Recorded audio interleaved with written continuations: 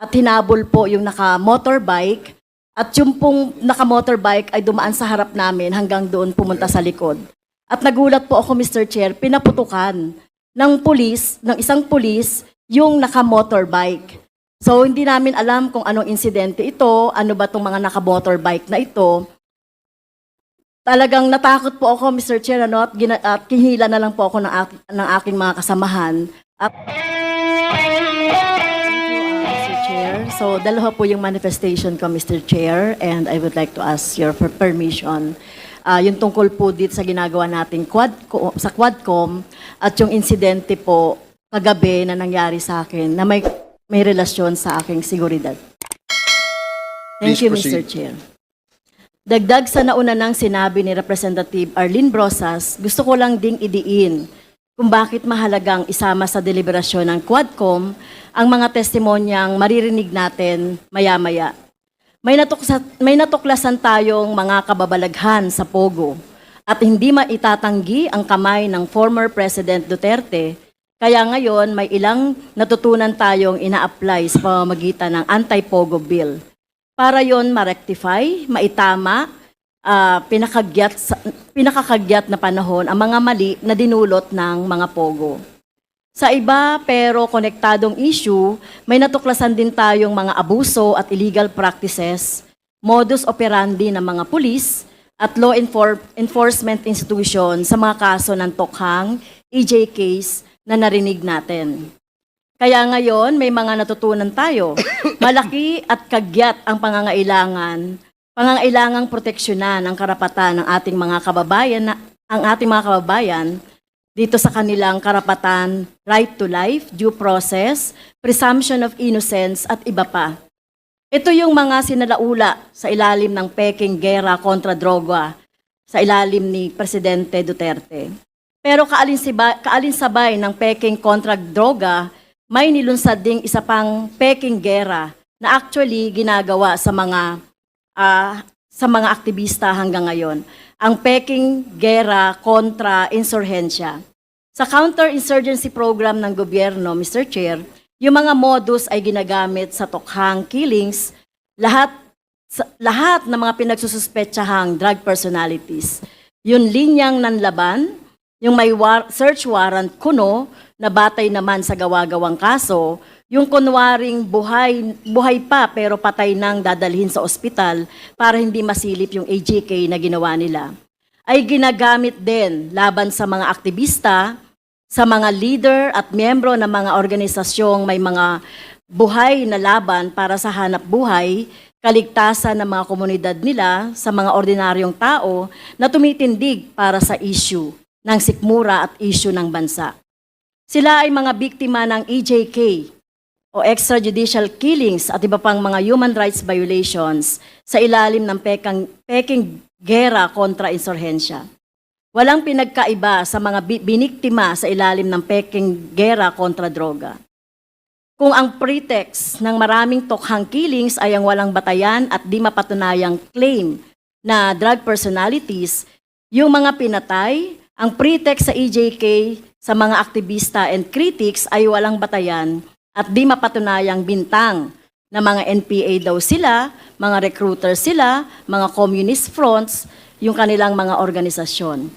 Naniniwala kami, Mr. Chair, na hindi dapat nating isara ang super committee na ito ang taon ng hindi natin nasisilip ang mga kwento ng ilan sa mga biktima ng peking gera kontra insurhensya.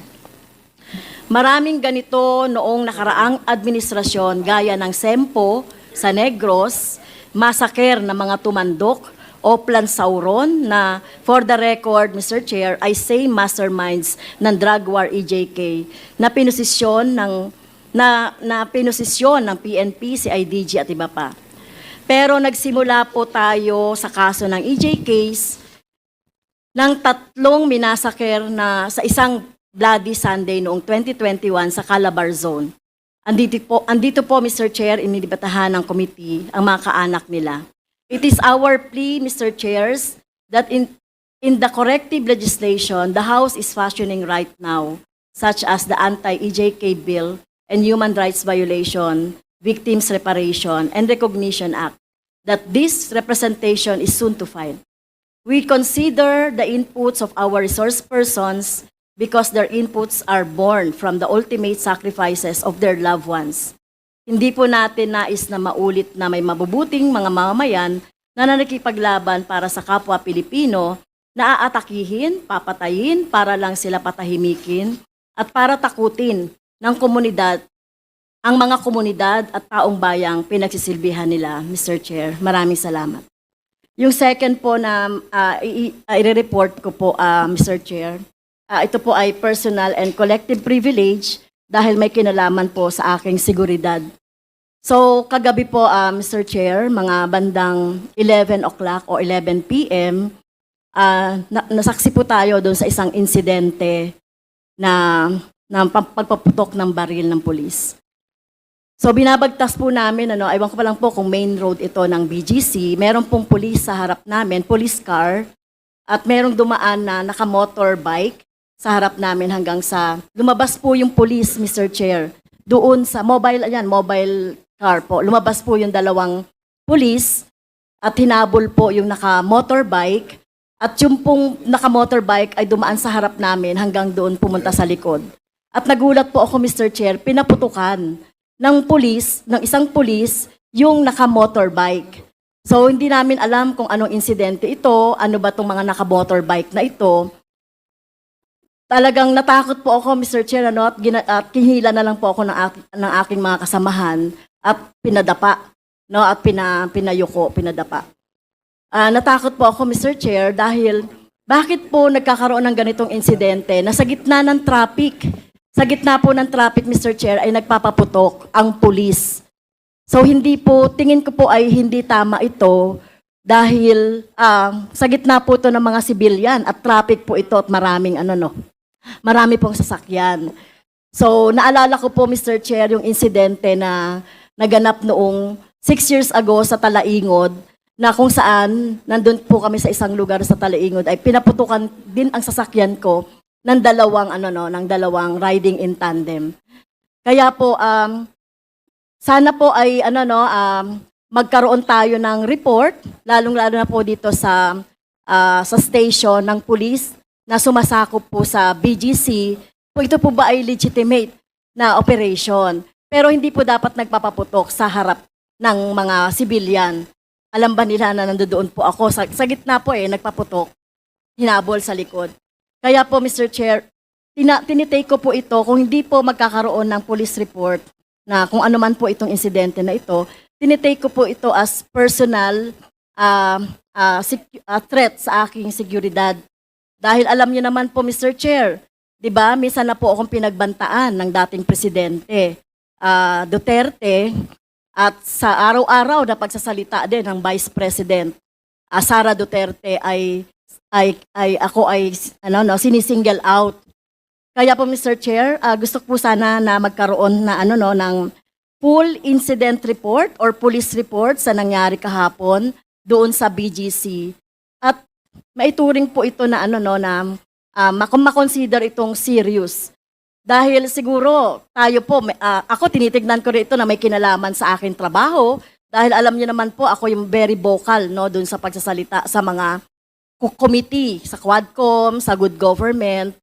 Kaya po sana po ay mapatawag natin ang station commander, i-report itong insidente na ito, at yung dalawang pulis, yung isa doon ay nagpaputok. So hindi dapat nangyayari yan, lalong-lalo na sa gitna ng mga civilian, Mr. Chair. Okay, we take note of the the manifestation of Congresswoman Franz Castro. Nandito naman po ang ating mga kawani ng Philippine National Police, ang office ng CIDG. So please, who is representing CIDG here now? The NPNP? May I know, Colonel, what is your name? Yes, sir, Mr. Chair. I am Police Colonel David Poklay of the CIDG, the Deputy Director for Operation. And I Okay. represent Police Brigadier General Torres. Sir. Okay, thank you, Colonel. Colonel, Thank you, sir. I believe you heard what Congresswoman Castro has stated before this committee, and it is of paramount importance for the committee as well as the whole House to protect its members. Dahil sa nangyaring yan, we would request that you facilitate and submit to this committee the report, the police report on that incident that happened last night, no? Congresswoman Castro, anong oras po yan? Bandang 10:30 to 11, Mr. Around Chair. that time sa BGC area. So please coordinate with the Chief of Police of Makati as well as the station commander of the said district. Mr. Chair, I'm sorry, it's Taguig. Oh, okay. I'm sorry, it's Taguig. Correction. It's in the city of Taguig. Okay. So, Thank you. PNP, please take note of that and submit the report to this committee.